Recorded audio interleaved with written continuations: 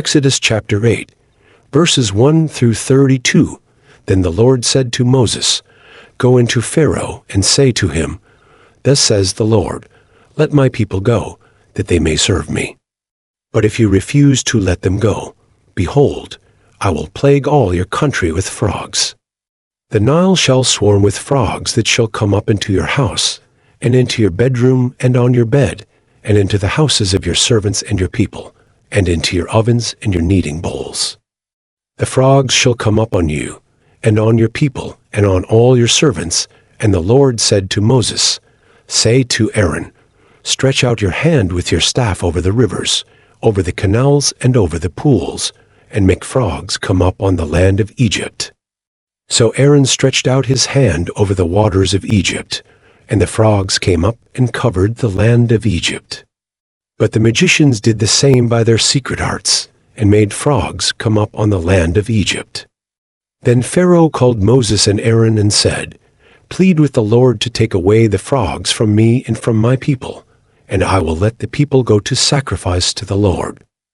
Moses said to Pharaoh, Be pleased to command me when I am to plead for you, and for your servants and for your people, that the frogs be cut off from you and your houses, and be left only in the Nile. And he said, Tomorrow. Moses said, Be it as you say, so that you may know that there is no one like the Lord our God. The frogs shall go away from you, and your houses and your servants and your people. They shall be left only in the Nile. So Moses and Aaron went out from Pharaoh, and Moses cried to the Lord about the frogs, as he had agreed with Pharaoh. And the Lord did according to the word of Moses. The frogs died out in the houses, the courtyards, and the fields. And they gathered them together in heaps, and the land stank. But when Pharaoh saw that there was a respite, he hardened his heart, and would not listen to them, as the Lord had said.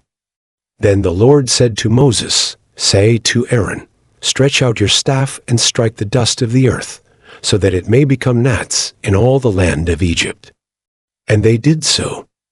Aaron stretched out his hand with his staff and struck the dust of the earth, and there were gnats on man and beast. All the dust of the earth became gnats in all the land of Egypt. The magicians tried by their secret arts to produce gnats, but they could not. So there were gnats on man and beast. Then the magicians said to Pharaoh, This is the finger of God. But Pharaoh's heart was hardened, and he would not listen to them, as the Lord had said. Then the Lord said to Moses, Rise up early in the morning, and present yourself to Pharaoh as he goes out to the water, and say to him, Thus says the Lord, Let my people go, that they may serve me. Or else, if you will not let my people go, behold, I will send swarms of flies on you, and your servants and your people, and into your houses.